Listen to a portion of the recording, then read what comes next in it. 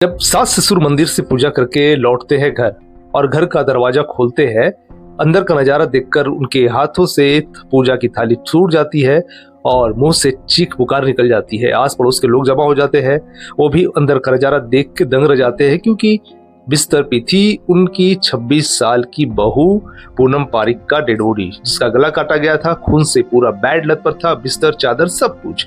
तुरंत पुलिस को कॉल किया जाता है। पुलिस जो है कि मौके वारदात क्राइम वाली जगह पे पहुंचती है, शव को अपने कब्जे में लेकर मोटरी में रख देती है, आगे की जांच पड़ताल शुरू करती है।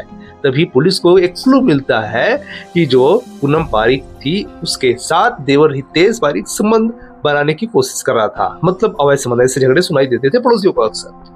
उसके बाद जो है पुलिस अपने आगे की सीन में बढ़ती है। तो चलिए घटना को शुरुआती दौर से हम लोग समझते हैं। मामला है राजस्थान के चूरू का, जहाँ पे एक परिवार में तकरीबन एक सास ससुर, एक बहू की बेटी और दो भाई, और एक बड़ा भाई हैदराबाद में जॉब करता था।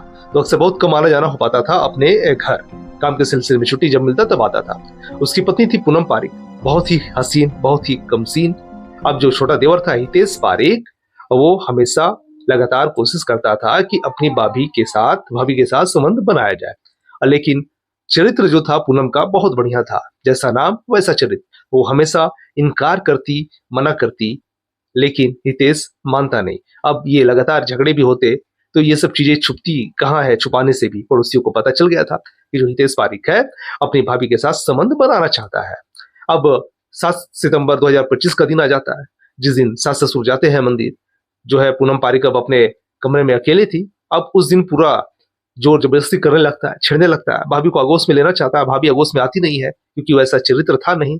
अब बात बढ़ते बढ़ते बहुत बढ़ जाती है कि वहां पे जो चाकू मौजूद था उसे हितेश पारिक अपनी भाभी का गला है कि रेत देता है, रेत के यानी कि मर्डर करके बेरहमी से चला जाता है।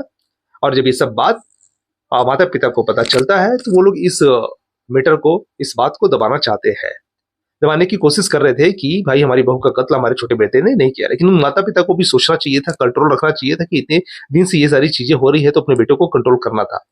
और एक दूसरी बड़ी गलती है कि बड़े बेटे की हंसती खेलती जिंदगी, जिसकी इतनी अच्छी बेबी मिली थी, अच्छी बेटी थी, उसकी जिंदगी बर्बाद कर दी छोटे भाई ने ही। तो अपने को ही बर्बाद करते अपने ही घर में।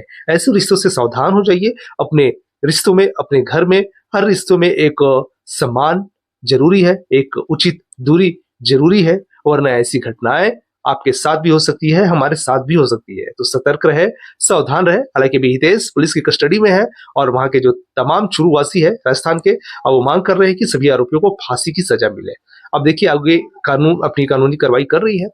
आपकी क्या राय है इस घटना में, कमेंट बॉक्स में जरूर बताएं।